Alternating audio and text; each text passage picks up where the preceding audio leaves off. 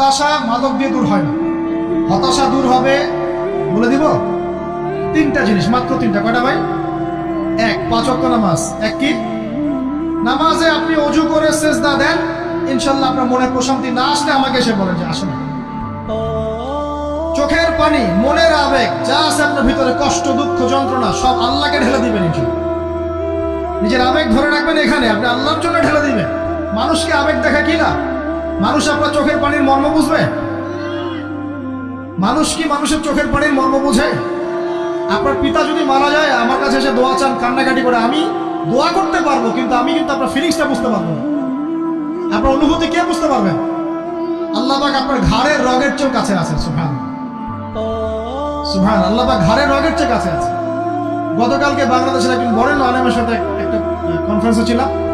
উনি বলছিলেন যে এক ব্যক্তি, এটা শোনেন, এক ব্যক্তি খুব তার শখ যে তিনি সাহাবীদের মতো নামাজ পড়া শিখবেন। কথা বুঝতে পারছেন?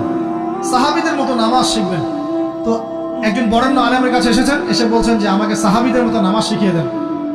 তখন সেই আলেম আরেকজন আলেমের সন্ধান দিয়েছেন যে তুমি তার কাছে যাও, তিনি শেখাবেন। তো সেই ব্যক্তি একটু অবাক হয়েছেন, কারণ যাকে প্রশ্ন করেছিলেন তিনি অনেক বড় মুহাদ্দিস, আর যার কাছে পাঠানো হচ্ছে তিনি অত বড় মুহাদ্দিস নন, কিন্তু আবেদ, আমল করেন। তাকে গিয়ে বলছেন উনি আমাকে পাঠিয়েছেন সাহাবীওয়ালা নামাজ শিখিয়ে দেন। তখন তিনি বলছেন ঠিক আছে, সুন্দর করে ওযু করে আসো, সুন্দর করে ওযু করে আসো। ওযু করার সময় খালি খেয়াল রাখবা যে আমি ওযু করছি শুধু আল্লাহর সন্তুষ্টির জন্য। কি খেয়াল রাখবেন? ওযু করছি শুধু আল্লাহকে রাজি খুশি করার জন্য ওযু করছে, আর কোনো উদ্দেশ্য নাই আমার। ওযু করতে যাচ্ছে, তিনি আবার বলছেন দাঁড়াও, শুধু আল্লাহকে রাজি খুশি করার জন্য ওযু করো। আবার শুরু করছেন, আবার বলছেন শোনো, শুধু আল্লাহকে রাজি খুশি করার জন্য ওযু করো। এভাবে বলতেই আছেন। নামাজে দাঁড়িয়েছেন, দাঁড়ানোর আগে বলছেন শোনো, শুধু আল্লাহকে রাজি খুশি করার জন্য নামাজ পড়ো। বলতেই আছেন, বলতেই আছেন। এক পর্যায়ে সে ব্যক্তি নামাজ শুরু করলো, নামাজের মনোযোগ এদিক ওদিকে যায়, আর তার মাথায় এটা আসে, এই শুধু আল্লাহকে রাজি খুশি করার জন্য আমাকে নামাজ পড়তে হবে, শুধু আল্লাহকে রাজি খুশি করার জন্য নামাজ পড়তে হবে। এই চিন্তা তার মনের মধ্যে ঘুরপাক খাচ্ছে, ঘুরপাক খাচ্ছে। এভাবে নামাজটা সে শেষ করেছে। শেষ করে চিন্তা করছে যে নামাজ তো পুরোপুরি মনোযোগ দিতে পারলাম না। বারবার মাথার মধ্যে এরকম চিন্তা আসছে, আল্লাহ আমাকে তো মাফ করে দাও, নামাজটা আমার মনে হলো না ঠিক মতো। তখন সে ফিরে এসে তার সে ওস্তাদকে বলছেন আমার তো নামাজ এরকম এরকম করে পড়লাম, কিন্তু শেষমেশ মনে হলো যে নামাজটা হয়তো কবুল হয় নাই, আল্লাহর কাছে খুব মাফ চাইলাম, আল্লাহ আমাকে মাফ করে দাও, নামাজটা মনে হলো না। তখন সেই যে প্রথম ব্যক্তি যিনি পাঠিয়েছেন তিনি বলছেন এটাই হলো সাহাবীওয়ালা নামাজ।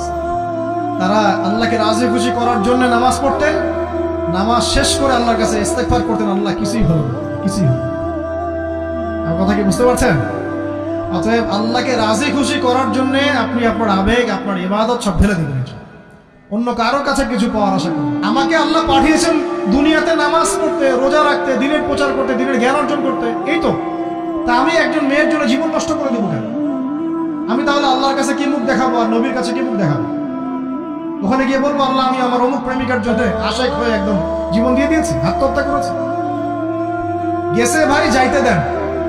যে ব্যক্তি আপনার অবস্থানকে মূল্যায়ন করে নাই সে আপনার যোগ্য ছিল না। এখন আপনি কি করবেন? নিজের অবস্থান উন্নত করেন, আপনার পিছনে লাইন ধরে ঘুরবে ইনশাআল্লাহ। এটাই বাস্তবতা। দুনিয়া খুব খারাপ জিনিস। মানুষ মানুষের অবস্থানকে মূল্যায়ন করে, মানুষ মানুষের অবস্থানকে মূল্যায়ন করে, কিন্তু আল্লাহ রাব্বুল আলামিন আপনাকে সর্বাবস্থায় ভালোবাসেন। এই যে আমরা এখন অনেক পাপ করছি না, আল্লাহ কি আমাদেরকে আযাব দিয়ে ধ্বংস করে দিয়েছেন? আল্লাহ পাক এখনো আমাদেরকে ভালোবাসেন, রহম করেন, অপেক্ষায় আল্লাহ পাক অপেক্ষা করছেন কখন তওবা করবে, আমি তওবা কবুল করব। এই কখন আমার বান্দা খালি একবার বলে আস্তাগফিরুল্লাহ, আল্লাহ পাক সাথে সাথে মাফ করে দিবেন। আর সেই আল্লাহকে ভুলে আপনি কার পিছনে ছুটছেন? আমরা কিন্তু নিয়ত করতে পারি ভাই যে আমরা যারা ওয়াজ শুনলাম জীবনে কোনোদিন সিগারেটে হাত দিব না,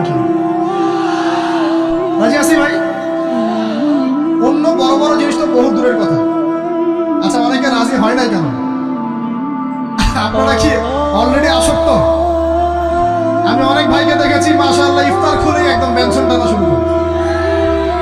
হ্যাঁ, এটা যে হারাম আপনাদের কেউ ওয়াজ করে শোনায় নাই? এটাকে কি মনে করেন আপনারা, হারাম না হালাল? কেউ বলেছে মাকরুহ, নাকি মাকরুহ ফতোয়া দিয়েছে? মাকরুহ শব্দের অর্থ জানেন আপনি? মাকরুহ শব্দের অর্থ কি শোনেন, সূরা বনী ইসরাঈল খুলবেন। কোন সূরা? সূরা বনী ইসরাঈল আল্লাহ পাক বলছেন আমি বনু ইসরাঈলকে এই কাজগুলো করতে নিষেধ করেছি। কোন কোন কাজ? জিনা করো না, জিনার ধার কাছে যেও না, এতিমের মাল আত্মসাৎ করো না, শিরক করো না ইত্যাদি। যারা আলেম আছেন তারা আমার কথা বুঝবেন। এই কাজগুলোর পরে আল্লাহ পাক বলছেন যে এই প্রত্যেকটা কাজ আল্লাহর কাছে মাকরুহ, অপছন্দ। কিসের? অপছন্দ। আর এটাকে আপনি সহজ মনে করছেন? নিয়াত করি আল্লাহ পাকের সন্তুষ্টির জন্য আমরা কোনোদিনও মাদকের সাথে সম্পৃক্ত হব না। আর বিশ্বাস করেন, শুধুমাত্র মাদকদ্রব্য নিয়ন্ত্রণ অধিদপ্তর এই আইন কানুন এগুলো দিয়ে, জরিমানা দিয়ে মানুষকে মাদক ছাড়ানো যাচ্ছে না, যাবে না। কেন যাবে না এটা আপনারা খুব ভালো করেই জানেন, আমি বলতে চাচ্ছি না। অনেক সময় মাদক বিরোধী কনসার্ট করে মানুষ, মাদক বিরোধী কনসার্টে ওঠার আগে এক বোতল ডাইল খেয়ে আসে। এগুলো কি বাস্তব কথা বলছি না অবাস্তব কথা বলছি? আমাদের যুবক ভাইরা কোশ্চিনকালেও মাদকের ধার কাছে যাবেন না। একটা হাদিস খালি মনে রাখেন, এই হাদিসটা মনে রাখেন। নবী সাল্লাল্লাহু আলাইহি ওয়াসাল্লাম বলেছেন, কেউ যদি মাদকদ্রব্য সেবন করে তার 40 দিনের নামাজ কবুল হবে না। সিগারেট একটা খেয়েছি, 40 দিন নামাজ নাই। এরপর যদি সে তওবা করে আল্লাহ মাফ করে দেবে। আবার যদি মাদক খায় আবার 40 দিন কবুল হবে। যদি আবার তওবা করে আল্লাহ মাফ করে দেবে। আবারও যদি খায় আবারও 40 দিন কবুল হবে না। আবারও তওবা করলে আল্লাহ আবার মাফ করে দেবে। চতুর্থবার সে যদি মাদক খায়, আল্লাহ রাসূল সাল্লাল্লাহু আলাইহি ওয়াসাল্লাম বলেন, আল্লাহ পাক কিয়ামতের মাঠে তাকে তিনাতুল খাবাল পান করাবেন। কি পান করাবেন? তিনাতুল খাবাল। সাহাবীরা বললেন, ইয়া রাসূলুল্লাহ, এটা কি তিনাতুল খাবাল? কি? নবী সাল্লাল্লাহু আলাইহি ওয়াসাল্লাম বলেন, এটা হচ্ছে জাহান্নামীদেরকে আযাব দেওয়ার পর তাদের রক্ত মাংসের যে পুঁজ বের হবে, এই যে ড্রিঙ্কস, জাহান্নামের হার্ড ড্রিঙ্কস, এই ড্রিঙ্কসের নাম হলো তিনাতুল খাবাল। আল্লাহ পাক আমাদের সবাইকে মাদক থেকে বাঁচিয়ে। হচ্ছে কোরআন তেলাওয়াত। যে ব্যক্তি কোরআন তেলাওয়াত করতে পারে নিয়মিত, তার মনের মধ্যে এই হতাশা, এই ভীরুতা, এই কাপুরুষতা কিচ্ছু আসবে না ইনশাআল্লাহ। আমি গ্যারান্টি দিচ্ছি আপনাকে, হতাশা আসবেই না আপনার মনে যদি আপনি কোরআন বুঝতে পারেন। কোরআনের একটা আয়াত নিয়ে কোনো সময় দেখা যায় 2-3 ঘন্টা সময় পার হয়ে যাচ্ছে, আয়াতটা ছেড়ে সামনে যেতে পারছি না। কোরআনের ভিতরে ঢুকলে আপনি দুনিয়ায় ভুলে যাবেন কি হচ্ছে আশপাশে। আমি আমার অনেক আলেমকে দেখেছি যে একটা বই, পাতলা একটা বই, আরবি বই নিয়ে পড়া শুরু করেছেন, যে ফজরের পরে জোহরের ওয়াক্ত হয়ে যাচ্ছে, বইটাই শেষ করতে পারেন না। বুঝতে পারবেন না? যখন আপনি ইলমের ভিতরে ঢুকে যাবেন, কোরআনের ভিতরে, হাদিসের ভিতরে, আপনার দুনিয়ার খেয়ালই নাই। একজন আলেম, তিনি এক রাত্রে একটা বই লিখেছিলেন, চটি বই, এক রাত্রের মধ্যে। বলা হচ্ছে, তার সম্পর্কে বলা হচ্ছে যে রাতের খাবার তাকে দেয়া হয়েছে, যে আপনি এটা খেয়ে নেন। খাবারটা পাশেই আছে, খাবারটা খাবো, এটা লিখে খাবারটা খাবো, এরকম তার চিন্তা ছিল। ফজর হয়ে গেছে, বই লেখাও শেষ, খাবার এই অবস্থায় পড়ে গেছে, ডুবে গেছেন ভিতরে, খাওয়ার মাথায় খেয়াল নেই। এরকম হয়। একজন মনীষী, বিখ্যাত মনীষী, রিয়াদুস সালেহীন কিতাবের রাইটার, সংকলক আল্লামা নববী রাহিমাহুল্লাহ, এরকম সারা রাত চলে গেছে, পাশে 2টা খেজুর, ওই 2টা খেজুর খাওয়ারই সময় পায়। হাদিস নিয়ে গবেষণা করতে রাত পার হয়েছে। আমি বলতে চাচ্ছি, যখন ইলমের ভিতরে, কোরআন হাদিসের ভিতরে ঢুকে যাবেন, আপনার দুনিয়ার খেয়াল আপনার চলে যাবে। এই টেনশন, হতাশা, এই সেই বাদ, তখনই আল্লাহ পাক আপনাকে তার পক্ষ থেকে রহমত দিবেন, বরকত দিবেন। আল্লাহ আপনার দুনিয়ার কাজগুলো করে দিবেন ইনশাআল্লাহ। তখন দেখবেন কেউ আপনার দুনিয়ার ওই কাজটা করে দিয়েছে, কেউ ওই কাজটা করে দিয়েছে, কেউ বাসায় খাবার পাঠিয়ে দিয়েছে, আল্লাহ পাকই এগুলো করাই দিবেন ইনশাআল্লাহ। তো প্রিয় ভাইরা, মাদকে যাবো না আল্লাহর কাছে আসবো? 2 নাম্বার কোরআন তেলাওয়াত, 3 নাম্বার আল্লাহর জিকির। 3 নাম্বার কি ভাই? আল্লাহর জিকির। চলতে ফিরতে সব সময় মুখ চলতে থাকবে, মুখ না চললেও মনে মনে মন তাজা থাকবে, মনে মনে জিকির হতে থাকবে। মনে মনে জিকির করতে পারেন? মুখ নড়বে না, কিন্তু মনে মনে আপনার একটা জিকির হতে থাকবে, সুবহানাল্লাহ, আলহামদুলিল্লাহ, লা ইলাহা ইল্লাল্লাহ, আল্লাহু আকবার। করা যাবে? পারে। মানুষের মন কখনো চুপ করে থাকে না, কিন্তু মানুষের মন অলওয়েজ কিছু না কিছু চিন্তা করতে থাকে না, যতক্ষণ না ঘুমায় মানুষ। তো প্রিয় ভাইরা, বেশি বেশি জিকির করবো, সুবহানাল্লাহ, আলহামদুলিল্লাহ, লা ইলাহা ইল্লাল্লাহ, আল্লাহু আকবার, লা হাওলা ওয়ালা কুওয়াতা ইল্লা বিল্লাহ, এগুলো চলতে থাকবে। আল্লাহ পাক তৌফিক দান করুন। আমরা আমাদের সমাজে যুবকদেরকে এরকম টিকটকে দেখছি, অনলাইনে আসক্ত দেখছি, জেনায় আসক্ত দেখছি, পর্নোগ্রাফিতে আসক্ত দেখছি। আমরা দেখছি আমাদের যুব সমাজকে মাদকে আসক্ত, কিশোর গ্যাংয়ে আসক্ত। এগুলো কি আমাদের কাম্য ছিল ভাই? আমাদের কাম্য ছিল? এই অবস্থায় কি যুব সমাজ আল্লাহ পাকের দ্বীনের পতাকা হাতে নিয়ে আল্লাহর জমিনে দিন কায়েম করতে পারবে কিনা একটু আমাকে উত্তর দেন দেখি। এখন এই অবস্থায় পারবে? অতএব অবস্থার উন্নতি করতে হবে কিনা? উন্নতির জন্য রাজি আছি কিনা ইনশাআল্লাহ? আমরা চাই কি আল্লাহ পাকের দিনটা আল্লাহর জমিনে প্রতিষ্ঠা লাভ করুক, আল্লাহর দিন সবার ঘরে ঘরে পৌঁছে যাক, আল্লাহ পাকের দিনের যে সৌন্দর্য সবাই সেটাই, এই সৌরভটা সবাই পাক। আমরা চাই কিনা সমাজে শান্তি প্রতিষ্ঠা হোক, আবার সেই রাসূলের মতো যুগ চলে আসুক? আমরা চাই কিনা? অতএব আমাদের সবাইকে যৌবনের এই প্রলোভনগুলো থেকে বেরিয়ে এসে আল্লাহ পাকের ইবাদতে আত্মনিয়োগ করতে হবে। আল্লাহ পাক আমাদের সবাইকে তৌফিক দান করুন, বলি আমিন। আমাদের সবাইকে আল্লাহ রাব্বুল আলামিন কুরআন এবং হাদিসের গভীর জ্ঞান অর্জন করার তৌফিক দান করুন, বেশি থেকে বেশি ইবাদত করার তৌফিক দান করুন। আল্লাহ পাক সবাইকে হারাম সমস্ত রিজিক থেকে বাঁচিয়ে রাখুন, জিনা, ব্যভিচার এবং নারীর ফিতনা, মাদক থেকে আল্লাহ বাঁচিয়ে রাখুন। আল্লাহ পাক আমাদের সবাইকে হালাল রিজিক, হালাল সম্পর্ক যথেষ্ট করে দিন।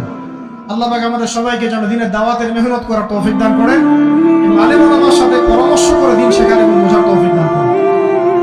যুবতী দিনী বোনদের জন্য, এখানে বোনরা আছেন না? আছেন কি না? দিনী বোনরা আছেন?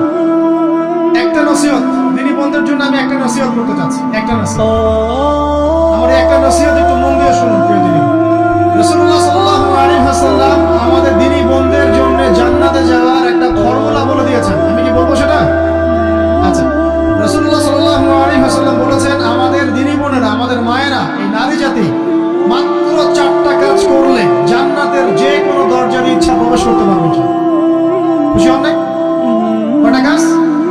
মাত্র 4টা। এক, যদি আমাদের দিনী বোনেরা 5 ওয়াক্ত নামাজটা ওয়াক্তমতো পড়ে, আল্লাহ পাক তৌফিক দান করুন, বলি আমিন। 2 নাম্বার, যদি তারা রমাদান মাসের রোজাটাকে ঠিকমতো আদায় করতে পারে। 1 নাম্বার 5 ওয়াক্ত নামাজ ঠিকঠাক আদায় করা, 2 নাম্বার রমজান মাসের সাওম রাখা, 3 নাম্বার তাদের লজ্জাস্থানের হেফাজত করা, মানে শরঈ পর্দা মেইনটেইন করা, শরঈ পর্দা মেইনটেইন করা। এবং আমি বলে দেই, চেহারাটা আপনাদের পর্দার অন্তর্ভুক্ত। এটা নিয়ে অনেক বাকবিতণ্ডা হয় না সমাজে, চেহারা দেখানো যাবে কি যাবে না ইত্যাদি। চেহারা আপনার পর্দার অন্তর্ভুক্ত বিষয়, ফুল স্টপ। এর উপরে ফতোয়া অনেকভাবে দিচ্ছে, কিন্তু বরেণ্য উলামায়ে কেরামের কিতাবগুলো ঘাটাঘাটি করেন, তাদের ফতোয়া হচ্ছে চেহারা আপনার পর্দার অন্তর্ভুক্ত বিষয়, চেহারা ঢেকে রাখবেন, আল্লাহ পাক তৌফিক দান করুন। চোখ থাকবে খোলা, ঠিক আছে। 4 নাম্বার, স্বামীর আনুগত্য করতে হবে। স্বামীর আনুগত্য, এই যে আনুগত্য শব্দ শুনলেই মানুষের একটা মানে নেগেটিভ ধারণা তৈরি হতে পারে। স্বামীর আনুগত্য মানে কি আমি তার দাসত্ব করব? আনুগত্য মানে, প্রিয় দিনী বোন, আনুগত্য মানে দাসত্ব নয়। আনুগত্য মানে কোরআন সুন্নাহর যে বিধানগুলো আপনার স্বামী আপনাকে পালন করতে বলবে, আপনি সেগুলো করবেন, আপনি করতে বাধ্য। কিন্তু স্বামী যদি কোরআন সুন্নাহর বাইরে কিছু করতে বলে, সেটা মানতে আপনি বাধ্য নন। স্বামী যদি আপনাকে বলে যে সুদ খাও, এই সুদী এনজিওতে আসো, নাম লেখাও।